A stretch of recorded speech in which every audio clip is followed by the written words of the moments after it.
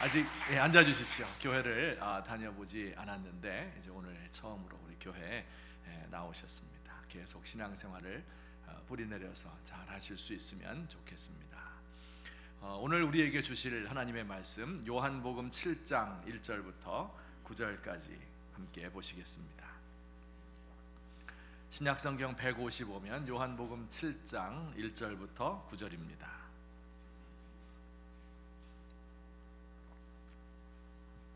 우리 한 절씩 번갈아 읽겠습니다. 그 후에 예수께서 갈릴리에서 다니시고 유대에서 다니려 아니하심은 유대인들이 죽이려 함이더라. 그 형제들이 예수께 이르되 당신이 행하는 일을 제자들도 보게 여기를 떠나 유대로 가소서.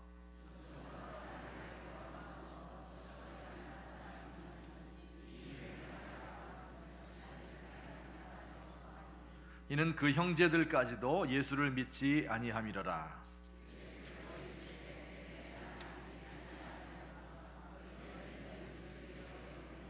세상이 너희를 미워하지 아니하되 나를 미워하나니 이는 내가 세상의 일들을 악하다고 증언함이라.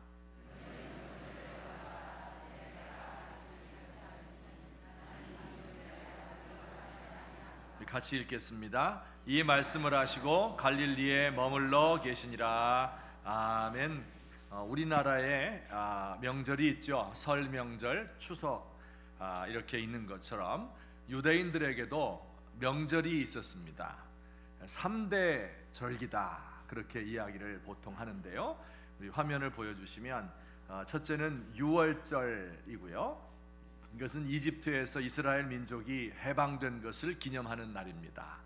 양력으로 3, 4월 정도에 해당되고 유대인들은 이제 음력을 사용했기 때문에 또 그 뒤로 50일 지나서 오순절 혹은 맥추절이라는 절기가 있습니다.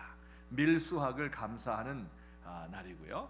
그리고 초막절, 이것은 양력으로 9월에서 10월 정도 되는데요.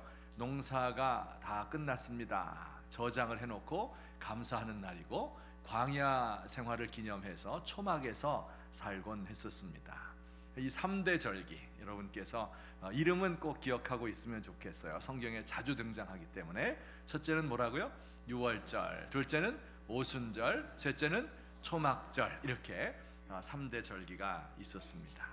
우리는 추석이나 혹은 설 명절이 되면 서울에 사는 사람들이 고향으로 내려가지 않습니까? 그런데 유대인들은 그와 정반대입니다. 시골에 살던, 전국에 흩어져 살던 사람들이 전부 수도인 예루살렘으로 올라갑니다.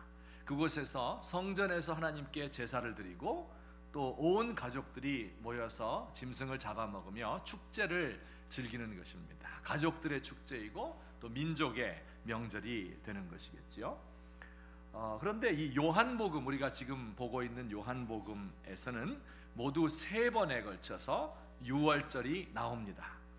우리 첫째 유월절은 이미 2장에서 말씀을 드렸었는데 예루살렘 성전을 깨끗하게 하실 때 예루살렘에 예수님이 올라가셨죠. 그래서 성전에서 돈 바꾸는 사람, 짐승 파는 사람들을 다 몰아내신 적이 있습니다. 둘째 유월절은 6장에 있었는데 이때는 예루살렘으로 예수님 가신 것이 아니고 갈릴리에 머물러 계시면서 5,000명의 사람들을 보리떡 5개와 물고기 2마리로 먹인 사건을 일으켰습니다. 그리고 셋째 유월절은 12장에 가야 나오는데요. 아직 우리가 배우지 않았죠. 이것은 예수님께서 예루살렘에 올라가셔서 잡혀서 십자가에 못 박히신 그때가 셋째 유월절입니다. 자, 오늘 요한복음 7장 2절에 보면 유대인의 명절인 초막절이 가까웠다 이런 표현이 있죠. 자, 그러면 그 초막절은 언제일까요? 둘째 유월절과 셋째 유월절의 사이에 있겠죠.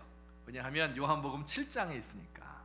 6장은 지나갔고 12장은 아직 오지 않았으니까. 그러니까 둘째 유월절 지나서 한 6개월쯤 되었을 때, 그때가 초막절이고요. 셋째 유월절이 한 6개월 남았을 때, 이때 있었던 일이 바로 오늘 요한복음 7장에 나오는 이야기입니다. 예수님께서 보리떡 5개와 물고기 2마리를 가지고 5,000명을 먹인 기적이 있은 후 이제 6개월이 지났는데, 예수님이 일을 시작하신 지 2년 반 정도 지났을 때, 이때쯤에는 벌써 예루살렘에 있는 유대인들이요, 예수님을 미워해서 죽이려는 음모를 꾸미고 있었습니다. 그러니까 예루살렘의 명절을 지키기 위해서 올라가면 잡혀서 죽게 돼 있는 그러한 때입니다. 자, 이제 유대인들이 예루살렘으로 모두 모이는 초막절이 가까워오고 있어요. 그래서 예수님의 동생들이 예수님에게 이렇게 말했습니다. 형님, 이번 초막절에 예루살렘으로 가시죠? 같이 갑시다. 온 민족 모이는 자리에서 기적을 한번 보여주시면 더 많은 사람이 몰려들어서 형님을 따를 거 아닙니까? 이렇게 하며 초막절에 같이 가자고 이야기를 했습니다. 아마 예수님의 동생들은 예루살렘에 있는 사람들이 예수님을 죽이려 한다 하는 사실을 잘 모르고 있었던 것 같습니다. 형님이 유명하게 되면 자기들도 덩달아서 좀 혜택을 보지는 않을까 하는 마음을 가지고 예수님에게 명절에 초막절에 올라갑시다 이렇게 이야기를 했어요. 이때 예수님의 대답이 오늘 요한복음 7장 6절부터 8절까지입니다. 우리 앞에 화면을 보시고 한번 읽으시도록 하겠습니다. 벌써부터 약간 졸리는 분들이 있는 것 같아요. 자, 우리 다 같이 우리나라 명절도 못 외우겠는데 이거 유대인의 명절까지 하려니까 다 같이 시작.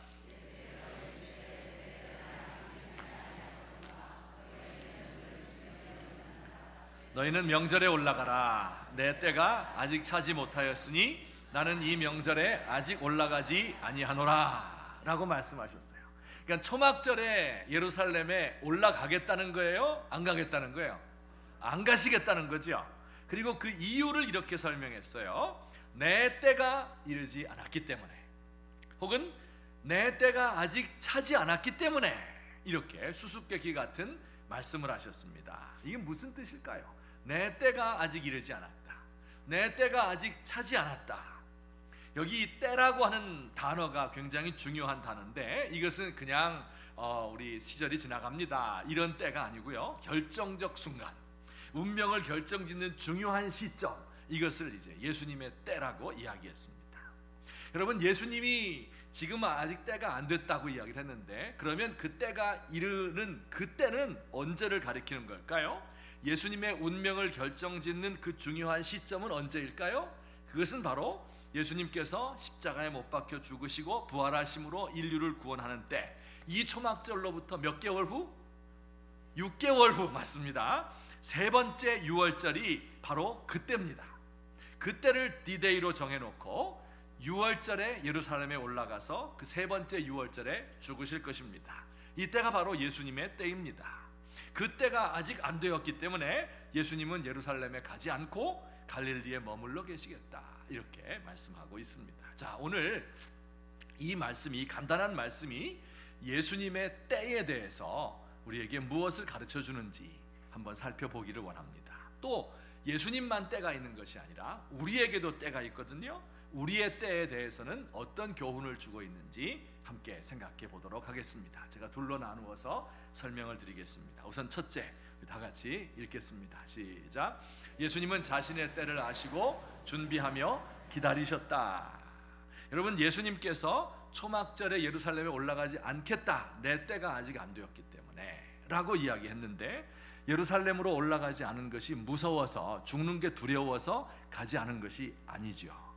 예수님은 이 땅에 오신 목적이 궁극적으로는 십자가 지실 것이라는 걸 잘 아셨습니다. 그 일이 언제 완성돼야 할 것도 잘 아셨어요. 아무 때나 자기를 희생하고 무모하게 자기를 던지지 않았습니다. 철저하게 준비하고 신중하게 행동하셨습니다.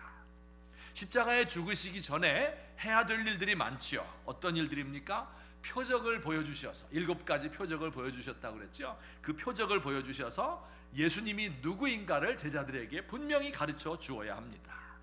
예수님이 이 땅에 왜 오셨는지를 분명하게 전달해 줘야 됩니다. 예수님이 세우고자 하시는 하나님 나라가 어떤 나라인지를 알려주어야 합니다. 세상을 구원으로 이끌 새로운 가르침을 줘야죠. 사람들을 키우고 제자들을 세워야지요. 이런 일을 하는데 시간이 필요한 겁니다. 그리고 그 일이 다 맞춰졌을 때에 예수님의 때가 되었을 때 십자가를 지시게 될 것입니다. 여러분, 예수님에게만 이런 때가 있는 것이 아닙니다. 우리에게도 있습니다. 예수님에게만 해야 할 일이 있는 것이 아닙니다. 우리에게도 하나님 위하여서 희생하고 헌신해야 될 일들이 있습니다. 우리에게도 결정적인 순간들이 있습니다. 우리의 운명을 결정짓는 순간이지요. 내가 그것을 위해서 창조되었고 그때에 쓰임을 받아야 되는 그 순간이 있단 말이에요. 그때를 위해서 예수님이 그랬던 것처럼 우리도 준비하는 것이죠. 제가 이야기를 하나 해드릴게요. 아마 신문에서 읽으신 분들이 많을 텐데 너무 감동적인 이야기고 또 오늘 말씀을 이해하기 위해서 꼭 필요한 내용이기 때문에 제가 소개를 해드리도록 하겠습니다. 경기도 고양시에 있는 명지병원이라는 병원이 있어요. 그 병원의 메르스 팀 이야기입니다. 이 병원은 지난 한 달 동안 메르스 환자 5명을 받았는데 180여 명이 있죠. 그 중에 5명이 이 병원에 와서 치료를 받았는데 이 5명이 모두 완치되었습니다. 그리고 우리가 신문에서 보는 것처럼 병원에 가면 뭐가 문제예요? 이게 다른 사람들에게 감염을 시키잖아요. 의료진에게 감염시켜서 또 이 의사가 다른 환자 돌보다가 또 감염시키는 게 문제였잖아요. 그런데 이 명지병원에서는 그런 일이 한 건도 일어나지 않고 의료진의 감염도 제로였습니다. 그 비결이 무엇일까요? 메르스 담당하는 팀이 이 병원에 꾸려졌어요. 이모 교수라고 하는 여자분인데 이 메르스 국내 유입을 대비해서 이 대응 체제를 갖춘 것입니다. 바로 이 팀이에요. 한번 보여주세요. 사진을. 저 가운데 있는 분이 여자분이 의사 팀장이고 또 이제 의사 간호사들입니다. 지난해 이미 작년이죠. 4월, 5월에 사우디아라비아에서 메르스 환자가 많이 나왔죠. 그리고 그 치사율이 높았어요.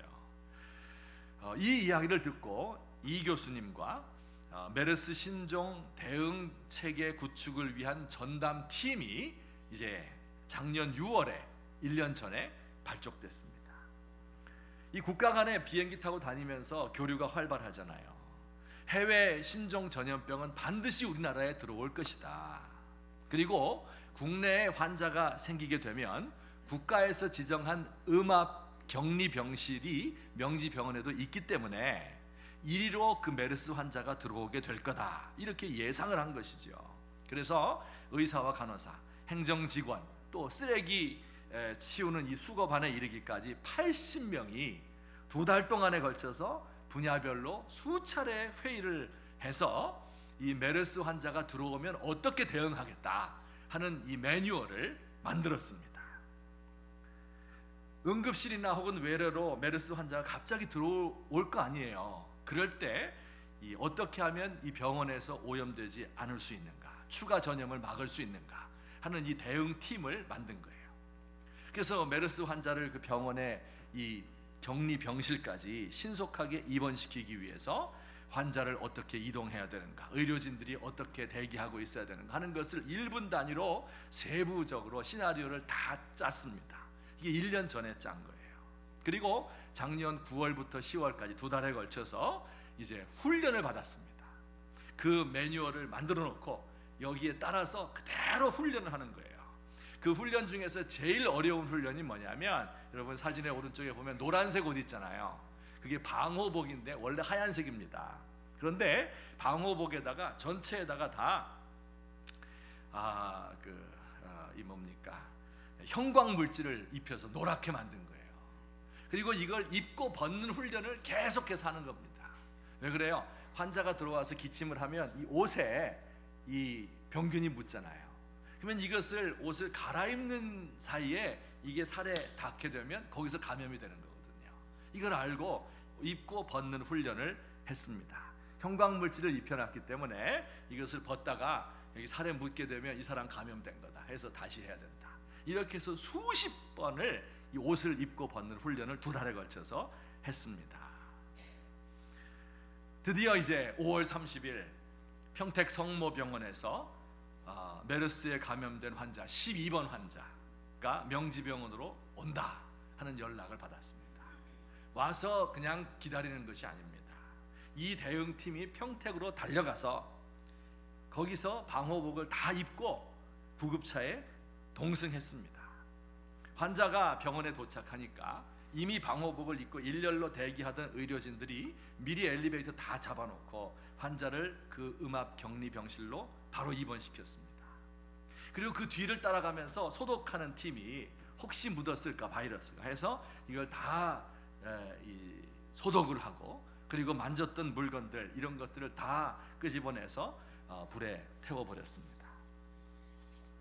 이 메르스 환자가 격리된 병실에 입원하면서 간호부장을 포함한 의료진 20명이 처음부터 병원에서 숙식을 했어요. 이 한 달 동안 환자 치료를 위해서 음압 병실이 있고 그 곁에 있는 일반 병실들을 여관방 삼아서 병원밥 배달시켜서 먹으면서 그 방을 나가지 않고 환자와 동고동락했습니다. 간호사들은 다 방호복을 입고 이 메르스 환자 밥을 먹여주고 주사를 놓아주고 대변을 받아주고 그리고 머리를 감겨주었습니다. 여러분, 제가 의료진들이 정말 이 메르스 때문에 고생한다 하는 이야기를 듣기는 들었는데 이렇게까지 하는 줄은 몰랐습니다.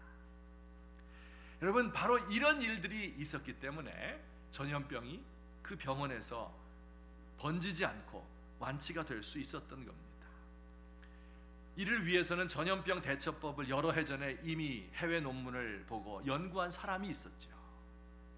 메르스가 상륙하기 1년 전에 이미 매뉴얼을 만들고 8개월 전에 팀을 만들어서 훈련을 거듭했습니다. 메르스가 우리나라에 들어왔다 하는 소식을 듣고 또 훈련을 했습니다. 그리고 준비하고 연구하고 훈련하고 생각한 대로 한치의 오차도 없이 그대로 시행한 겁니다.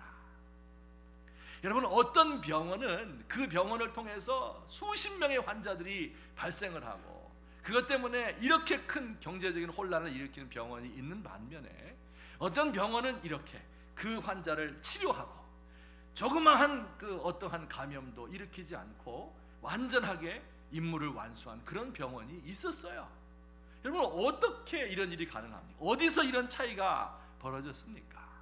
준비하느냐, 그 때가 있는데 그 때를 바라보고 준비하느냐, 훈련하느냐, 여기에 따라 달려있는 것이죠. 여러분, 우리의 인생도 이러해야 하지 않겠습니까? 명지병원이 이렇게 감염병 전파되지 않도록 사용되고 수많은 인명을 구하는 일에 사용된 것처럼 우리도 언젠가는 중요한 일에 사용될 사람들입니다. 여러분, 우리가 세상에서 죄짓고 방탕하게 살고 허송세월하고 하고 싶은 거 다 하고 다 망해버리고 다 말아먹은 후에 천부여 의지 없어서 손들고 옵니다. 이것도 안 오는 것보단 좋은 겁니다. 하지만 여러분, 우리 인생의 가장 좋은 것, 가장 좋은 순간, 내 삶의 베스트를 하나님 앞에 드려야 하는 것 아닙니까?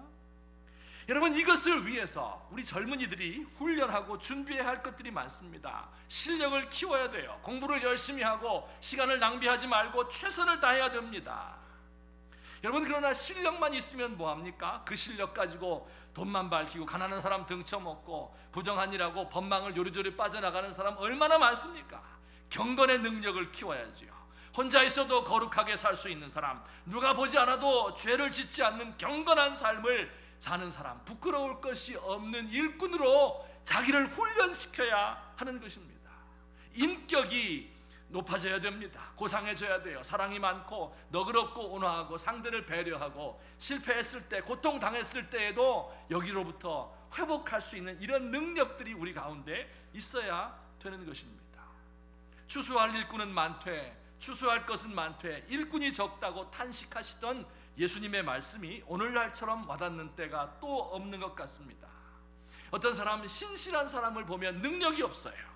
능력 있는 사람은 다 제 욕심 차리느라고 하나님의 일을 하지 못합니다.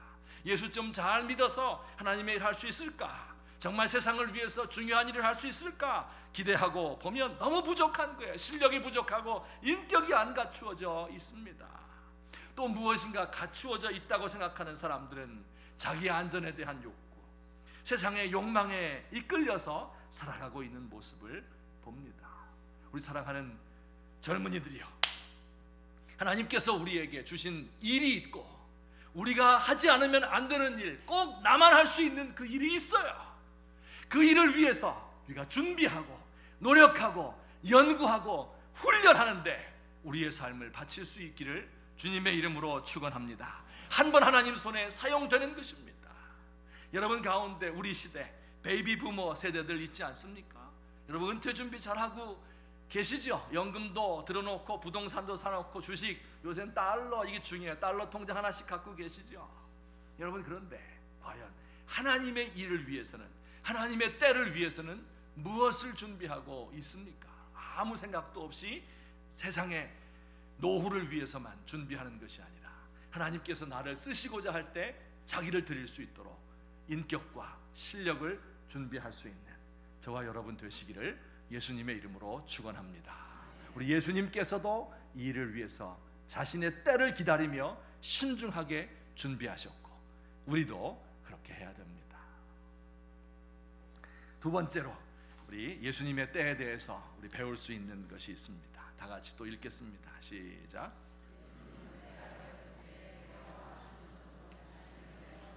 예수님은 때가 되었을 때 그러면 어떻게 되었을까 하는 것이죠.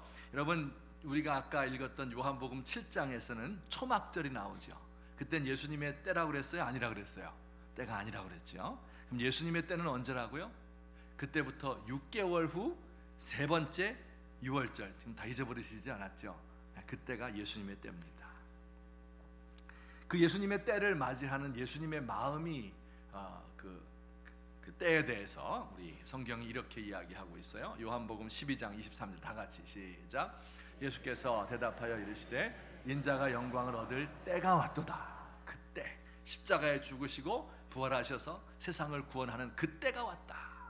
13장 1절은요 시작. 유월절 전에 예수께서 자기가 세상을 떠나 아버지께로 돌아가실 때가 이른 줄 아시고, 그때가 언제예요? 세 번째 유월절, 그때가 드디어 다가온 것입니다.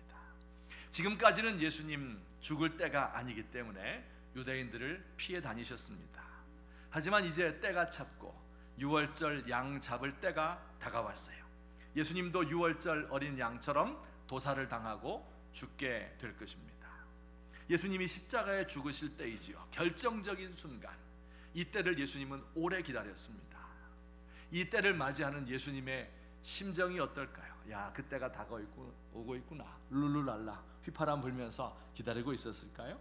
그 때가 다가왔을 때 예수님의 마음을 이렇게 또 성경이 가르쳐주고 있습니다. 다 같이 시작. 지금 내 마음이 괴로우니 나를 구원하여 이 때를 면하게 하여 주옵소서. 그러나 내가 이를 위하여 이 때에 왔나이다.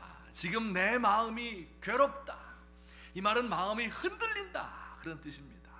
마치 물을 휘저 넣으면 온갖 것들이 다 올라오는 것처럼 예수님의 마음이 흔들려서 갈피를 잡을 수가 없다는 거예요. 이것이 예수님의 때입니다. 가능하면 이 때를 면하고 싶습니다.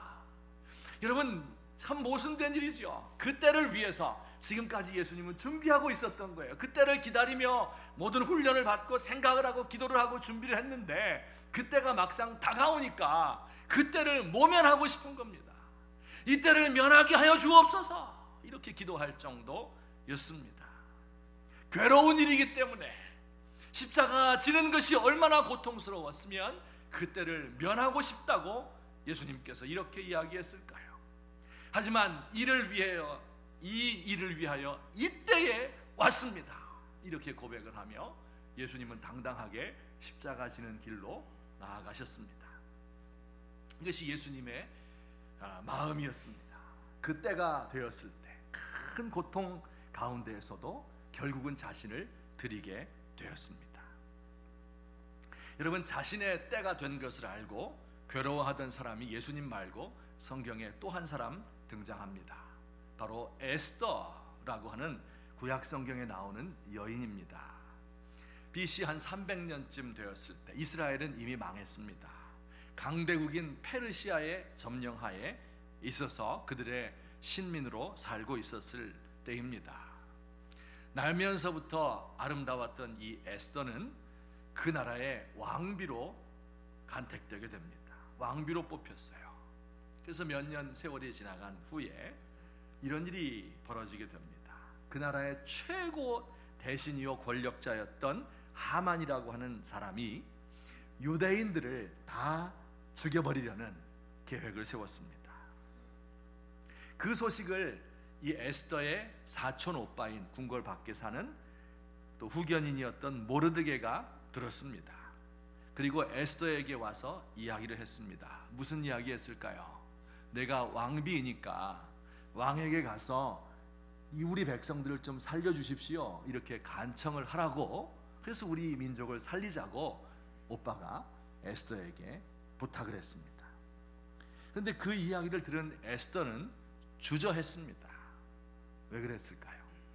여러분, 그 당시에 이 왕은요, 다른 황제들이 그러했던 것처럼 변덕이 심하고 여색을 밝히는 사람입니다. 왕이 에스더의 침소에 들어오지 않은 지가 한 달이 지났습니다.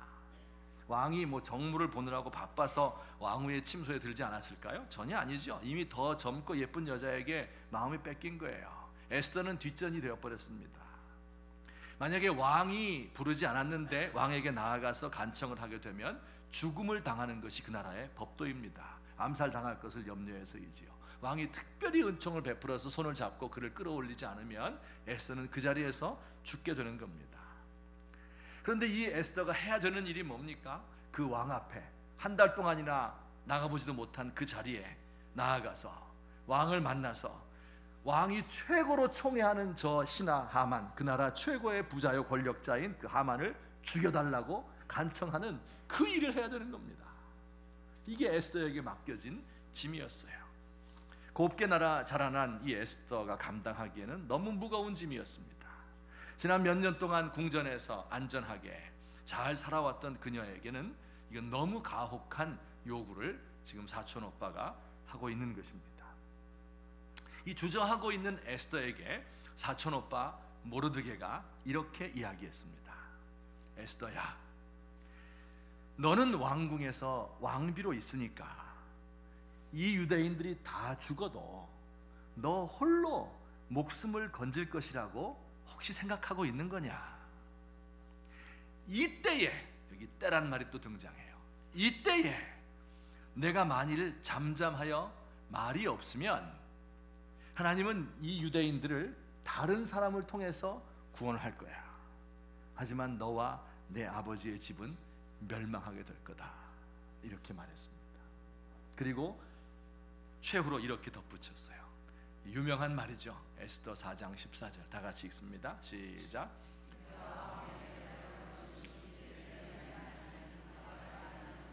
내가 왕후의 자리를 얻은 것이 이 때를 위함이 아닌지 누가 알겠느냐? 여러분, 정말 위대한 질문이고 우리가 우리 자신들에게 늘 물어야 하는 질문입니다. 지금까지 하나님께서 에스더를 순탄하게 이끌어 주셨고 그 많은 백성들 가운데서 또 왕후가 될 수 없는 이방인이었지만 그러나 그를 뽑아서 왕후로 만들어 주었습니다. 다른 사람들이 다 극한 고난 가운데 있는데도 하나님께서 그를 보호하시고 좋은 것으로 그에게 먹이고 입히고 복을 주었습니다. 왜 그랬을까요? 혹시 하나님께서 이때 한번 에스더를 사용하기 위해서, 그래서 하나님의 백성들을 그 고통 속에서 구원하기 위해서, 죽음의 이 위협 속에서부터 구원하기 위해서 에스더에게 이와 같은 복을 주신 것이 아닐까요? 언젠가 한번 하나님께서 나에게 주신 이 모든 좋은 것들을 내가 쓰고 싶다고 할 때가 있는 겁니다. 우리를 부르시는 그 날이 있는 거예요. 우리가 한번 주의 나라를 위해서 희생해야 할 때가 있다 하는 것을 우리가 알아야 될 줄로 믿습니다. 여러분, 지도자가 된다는 것이 무슨 뜻입니까? 사람들이 왜 지도자에게 명예를 주고 존경을 바치고 물질을 많이 주어서 잘 살게 합니까? 언젠가 어려움을 겪게 될 때에 앞장서서 이것을 막아달라는 뜻이지요. 여러분, 조선 왕조의 왕들을 왜 세웠습니까? 그 왕들에게 왜 그렇게 많은 팔도의 진상품들을 바치고 산의 진미를 먹고 비단으로 그 몸을 감싸고 아름다운 여인들을 다 끼고 살 수 있도록 해주었습니까? 그 이유는요, 전쟁이 일어났을 때, 한 세대에 한 번 일어날까 말까, 100년에 한 번 전쟁이 일어날까 말까 할 그 때가 있다는 거예요. 그때에 백성들 앞에 나아가 싸워서 그 외적들을 물리치라 하는 것이 왕이 가진 사명이에요. 그 때를 위해서 이 많은 좋은 것들을 준 겁니다. 그런데 그 모든 것들을 가진 왕이, 권력자가 적군을 보고 맨 먼저 도망갔다. 우리 민족이 가지고 있는 씻을 수 없는 트라우마가 여기에서 생겨난 겁니다. 여러분, 의사가 된다는 건 무슨 뜻이에요? 안정된 직업을 얻는다? 아닙니다. 언젠가 한번 메르스가 돌게 될 때 자기의 생명을 내어놓고 고통을 감내하며 이 환자를 돌보아라. 정치가가 된다는 것은 왜 많은 세비를 주고 투표를 하고 기대를 걸고 그를 존경하는 것입니까? 권력 투쟁을 통해서 그 자리를 유지하기 위해서입니까? 아니지요. 국가를 위해서 결단을 해야 될 때, 희생을 해야 될 바로 그때 한순간을 위해서 그렇게 하는 것입니다. 교사가 된다는 것, 좋은 신부감이 된다는 뜻입니까? 여러분, 한 아이를 변호해야 될 때 그렇게 하다가 내 자신이 위태롭게 될지라도 그 일을 위해서 감당하겠다, 그 한때를 위해서 주신 것입니다. 목사가 된다는 것은 무슨 뜻이에요? 하나님께서 원하시는 때에 내가 가르친 그대로 순교의 제물이 되더라도 하나님을 배신하지 않겠습니다. 그런 때, 그 한때를 위해서 우리에게 이 모든 좋은 것들이 주어진 것입니다. 여러분, 제가 신학대학원에서 학생들을 가르치다 보면 학생들이 질문을 할 때가 있습니다. 질문 받는 걸 저는 굉장히 좋아합니다. 왜냐하면 질문하면 내가 다 대답해 주잖아요. 그러면은 어우 잘난 체하고 좋잖아요. 내 많이 한다. 얼마나 좋은지 몰라요. 가끔 가다가요, 1년에 한 번 아니면 몇 년에 한 번씩 진짜 어려운 질문을 하는 친구들이 있습니다. 이런 질문이죠. 일제 때 일본이 기독교를 박해하고 있을 때 예수 믿는 사람들 잡아 가두고 고문하고 신사참배 반대하는 사람을 죽이는 그러한 때 제가 가르치는 거예요. 세 종류의 사람이 있었다. 첫째 사람은 타협하는 사람, 신사에 가서 절을 하고 일본과 한패가 되고 동료들을 잡아가고 이런 사람이 있다. 대다수의 사람이 그랬습니다. 또 두 번째 사람은 신사참배 반대 운동을 하는 거죠. 일제에 대항하고 신앙을 지키고 고문을 당하고 잡혀서 죽는 그런 사람이 있다. 세 번째, 이도 저도 아닌 사람, 망명하는 사람, 일본이나 만주로 망명해 간 사람이 있다. 이렇게 이야기를 했어요. 그래서 우리도 우리 시대에 그런 사람들이 있으니까 우리가 어떻게 해야 될 것인가 이렇게 하면서 강의를 끝냈습니다. 어떤 친구 하나가 손을 들고 질문을 했습니다. 해서는 안 되는 질문을 한 것이죠. 교수님은 만약에 그때 살아 계셨더라면 어떤 방법을 택하셨겠습니까? 이렇게 질문을 했어요.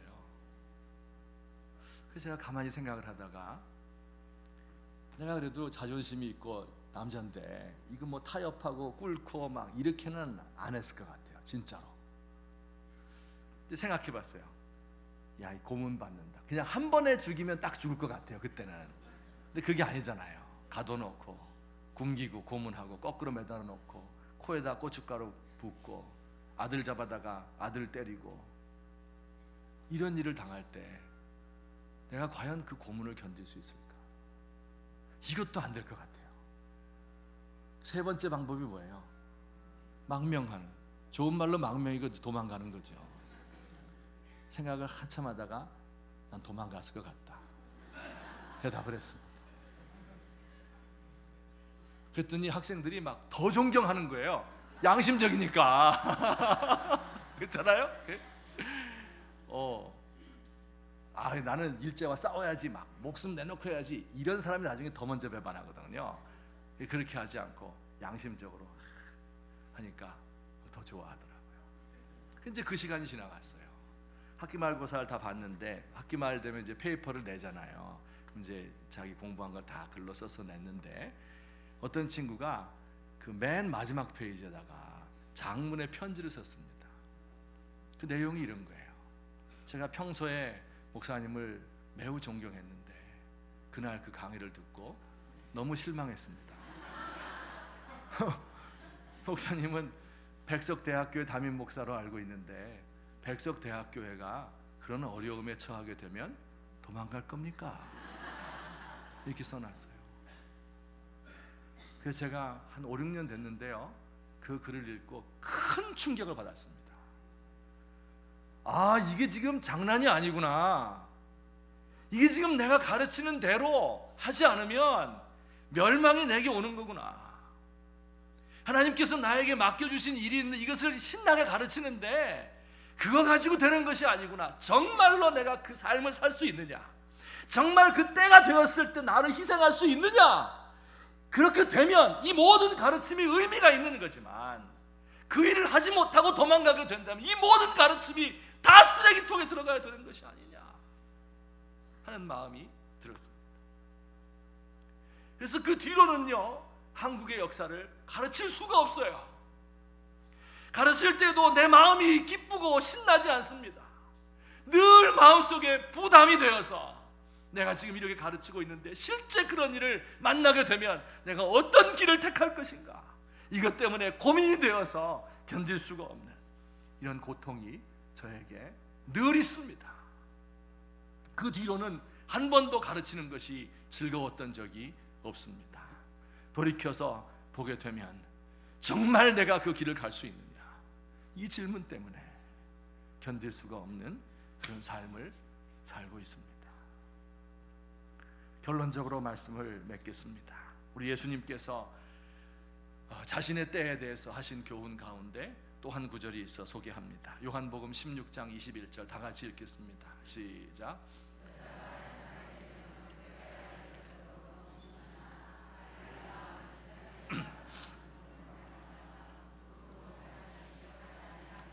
이해되시죠? 여자가 해산하게 되면, 아기를 베게 되면 그때가 시시각각으로 다가오는 거 있는 거예요. 그러면 그 마음이 어때요? 근심을 할 수밖에 없습니다. 아이를 낳을 때를 기다리고 있는 여인과 같다. 아이를 갖게 되면 어떻습니까? 가슴이 덜컥 내려앉죠. 임신 소식을 듣는 순간에 입맛이 없어지죠. 입덧이 나죠. 몸이 나른하고 무거워서 참 살기가 힘들죠. 하고 싶은 일 할 수 없어요. 먹고 싶은 거 먹을 수 없습니다. 가고 싶은 곳에 갈 수가 없습니다. 아파도 약을 쓸 수가 없습니다. 이런 기간을 오랜 세월 동안 지속을 해야 됩니다. 이 임신 기간이 맞춰지게 되고 해산할 때가 되게 되면 그 마음의 부담과 고통은 더욱더 심해지게 됩니다. 그리고 후회를 하는 것이죠. 내가 왜 결혼했을까? 내가 왜 아이를 가졌을까? 왜 좀 더 조심을 하지 못했을까? 드디어 아이를 낳을 때가 되면 죽음의 고통이 그에게 다가오는 겁니다. 그때가 되면 남편을 저주하지요. 그리고 결심을 하지요. 내가 아이를 또 가지면 뭐다? 미친년이다. 전부 이 결심을 하면서 이 해산의 때를 맞이하는 겁니다. 그런데 어때요? 그게 끝입니까? 아이를 낳으면 세상에 사람 난 기쁨 때문에 그 고통을 다시 기억하지 아니하느니라. 여러분, 이것이요 우리 하나님께서 우리에게 주시는 진짜 기쁨입니다. 아이를 낳기 위해서 그 모든 10달 동안의 고통을 다 견딘 사람이 가지게 되는 최후의 기쁨입니다. 아이를 갖게 되었을 때 근심할 수밖에 없습니다. 이 때를 위해서 내가 태어났는가? 그 때를 생각하면 고통스러울 수밖에 없습니다. 하나님이여, 이 때를 면하게 하여 주옵소서, 이렇게 기도할 수밖에 없어요. 하지만 이 일을 위해서 자신을 바치고 헌신하게 될 때 사람 난 기쁨 때문에 그 전에 있던 모든 고통이 물러가는 이와 같은 은혜가 우리 가운데 있게 되는 것입니다. 제가 지금까지 수십 년을 교회 생활하고 목회 활동을 하면서 많은 사람들을 보았습니다. 이런 질문이 들었어요. 도대체 누가 하나님의 일을 하는 사람일까? 하나님께서는 어떤 사람을 들어서 이 시대에 하나님의 뜻을 이루실까? 여러 사람들을 관찰해 보았습니다. 돈 많은 사람일까? 예쁜 사람일까? 공부를 많이 해서 실력이 있는 사람일까? 가문이 좋은 명문 가문 3, 4대째 예수 믿는 사람, 목사 장로의 가정에서 태어난 사람일까? 성경을 많이 공부해서 아는 사람일까? 인격이 훌륭하고 균형 잡힌 이런 인격을 가진 사람들일까? 아닙니다. 여러분, 그런 사람이 하나님의 일을 하는 것 아니다 하는 것을 알게 되었습니다. 그럼 누구예요? 오직 한 사람, 하나님의 일을 위해서 자기를 희생하고 헌신하는 사람, 그 때가 되었을 때 자기를 내려놓을 수 있는 그 사람이 바로 하나님의 사람이다 하는 것을 알게 되었어요. 여러분, 하나님도 인격이 훌륭한 사람, 좋은 사람 사용하고 싶겠죠. 그런데 내가 희생하지 않는데 어떻게 강제로 하지 않습니다. 어떻게 하나님께서 사용할 수 있겠어요? 우리 가운데 이와 같은 하나님의 일을 위한 때가 되었을 때 자신을 내려놓을 수 있는, 희생할 수 있는 하나님의 사람들이 많아지게 되기를 우리 주님의 이름으로 축원합니다. 우리 하나님께서 우리를 통해서, 그 사람을 통해서 밖에 이룰 수 없는 그 시대의 일이 있어요. 그 때가 있습니다. 이 일에 나 자신을 드릴 수 있는 우리가 되기 위하여 기도하고 연구하고 준비하고 때를 기다리고, 그 때가 되면 근심이 되고 왜 일을 시작했을까 하며 괴롭지만 사람 난 기쁨을 위해서 전의 고통을 다 잊어버리는 이와 같은 큰 은혜가 저와 여러분들에게 있어지기를 예수님의 이름으로 축원합니다. 같이 한번 기도드리겠습니다. 오늘 들은 말씀을 생각하며 좀 심각하게 기도했으면 좋겠습니다. 내가 정말 하나님의 쓰임을 받고 있는 사람인가, 받을 만한 사람인가? 하나님이 다른 것을 보는 것이 아닙니다. 하나님에게 돈이 없는 것이 아니고 실력이 없는 게 아니고 성경 지식이 부족한 거 아니에요. 헌신하는 사람이 필요합니다. 내가 무슨 일을 위하여 이 땅에 태어났을까? 내 직업을 통해서 어떻게 하나님께 영광을 돌릴 수 있을까? 어떻게 이 세상이 한 걸음이라도 더 하나님께 가까이 갈 수 있는 세상이 되게 할 수 있을까? 우리 한번 같이 기도하며 나아가시도록 하겠습니다. 사랑의 하나님 아버지, 은혜를 감사합니다. 아버지, 힘이 부족하고 연약한 저인데 아버지께서 사랑해 주시고 아버지 오늘까지 인도해 주셔서 감사합니다. 하나님 아버지, 주님께서 저에게 베푸신 놀라운 은총을 제가 어떻게 감당해야 되겠습니까? 아버지여, 연약하고 부족합니다. 불쌍히 여겨 주옵소서. 긍휼을 베풀어 주옵소서.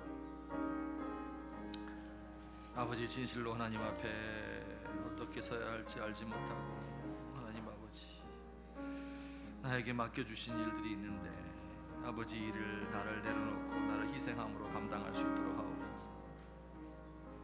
아버지 하나님, 아버지 하나님이여, 하나님께서 어떤 사람을 사용하시는지 제가 분명히 알게 하시고 죄악 가운데 빠져서 세상의 낙에 흔들리며 살아가는 어리석은 종이 되지 않게 하시고 주의 나라 위하여서 나의 베스트, 가장 좋은 것을 바칠 수 있는 사람 되도록 주여 도와주시옵소서. 아버지 하나님, 우리 사랑하는 성도님들을 붙들어 주옵시고 우리 교회 가운데 함께 해주셔서 우리가 하나님 이렇게 주 앞에 헌신된 교회가 되게 하시고 헌신된 사람이 될 수 있도록 하여 주옵소서. 아버지 하나님, 불쌍히 여기시고 긍휼을 베풀어 주옵소서.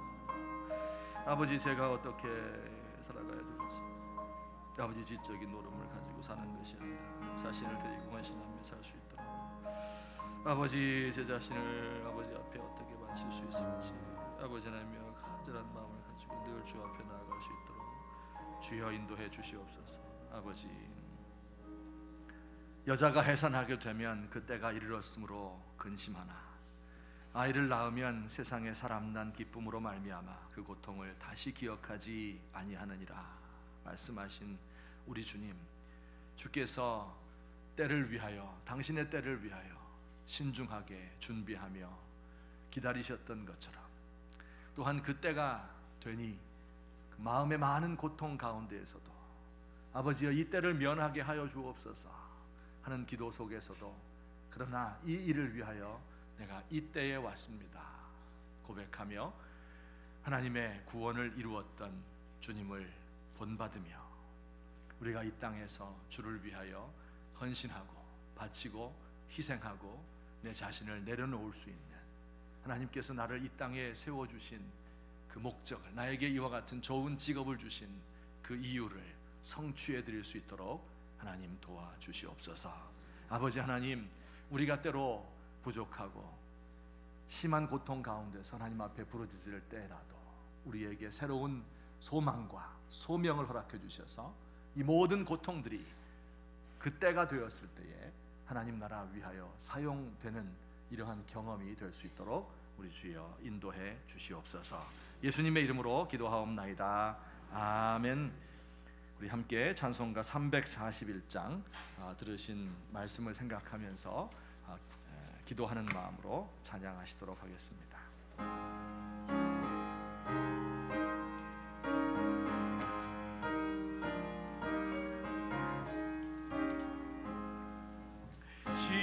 십자가를 내가 지고 주를 따라갑니다. 이제부터 예수로만 나의 보배 삼겠네. 세상에서 부귀 영화 모두 잃어버려도 주의 평안 내가 받고 영생 복을 받겠네. 주도 곤욕 당했으니 나도 곤욕 당하리. 세상 사람 간사나 예수 진실합니다. 예수 나를 사랑하사 빛난 얼굴 보이면 원수들이 미워해도 염려할 것. 우리 다 함께 일어나셔서 3절 부르십니다. 내가 핍박당할 때에 주의 품에 안기고 세상 고초 당할수록 많은 위로 받겠네. 주가 주신 기쁨 외에 기뻐할 것 무엇냐.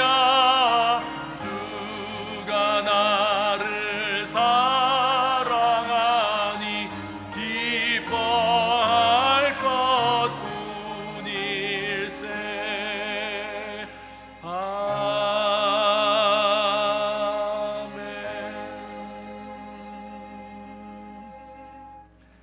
사랑의 하나님 아버지, 우리 주님의 은총을 진심으로 감사드립니다.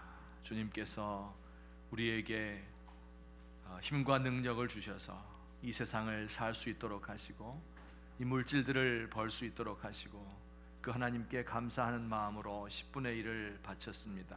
지나간 반년 동안에 우리의 가정과 직장과 교회와 국가를 지켜주신 것을 감사하며 하나님께 맥주 감사 예물을 바쳤습니다. 하나님, 우리 주님 사랑하는 귀한 종들, 우리 주님 앞에 진심으로 나와서 예배하는 사랑하는 주의 백성들, 그 손으로 하는 모든 수고에 은혜와 복을 더하여 주옵소서. 그 심령에 평화를 허락하시고 그 가정은 주 안에서 화목하게 하시고 자녀들은 주의 뜻대로 순종하게 하시며 그 손으로 하는 모든 일마다 열매가 있도록 하나님 인도하고 도와주시옵소서. 이 물질을 바치지 못하는 모든 심령들, 그에게 풍성함을 허락하옵시고 믿음 주셔서 하나님 앞에 많은 것 바칠 수 있도록 주여 인도해 주옵소서. 아버지, 오늘도 고통 가운데 하나님 앞에 부르짖으며 육체의 질병을 가지고 이 자리에 나와서 하나님을 경배하는 사람들, 또 인생의 모든 문제로 실패하여서 그 마음에 많은 미혹과 혼란이 있지만은 그러나 우리 하나님을 배반하지 않고 예배하는 사랑하는 주의 백성들, 이 땅에 많은 짐을 짊어지고 가기 때문에 때로는 무거워서 넘어져 쓰러질 때도 있지만 주의 힘을 의지하여 다시 일어나기 위하여 이 자리에 나온 주님의 백성들, 한 사람 한 사람 그 영혼을 주께서 붙들어 주시옵소서. 이 세상이 살기 어렵고 혼란스럽고 하나님 어떻게 생각하고 판단해야 될지 알지 못하는 일로 가득 차 있습니다. 하나님께서 우리를 불쌍히 여겨 주시옵고 우리 사랑하는 귀한 성도들의 하루하루의 삶 속에서 주께 더 가까이 가며 하나님 나라 위하여 준비하는 삶을 살며 하나님께서 원하시는 때에 나의 생명도 조금 더 귀한 것으로 여기지 아니하고 하나님 앞에 바칠 수 있는 주의 백성들 될 수 있도록 우리 주여 인도해 주시옵소서. 이제는 우리 주 예수 그리스도의 은혜와 하나님 아버지의 사랑과 성령님의 교통하심이 오늘 우리 주님 앞에 나와 경배 찬양하는 주의 백성들 한 사람 한 사람 머리 위에, 또한 우리 백석학원과 백석총회에 속한 모든 권속들 머리 위에 이제부터 영원토록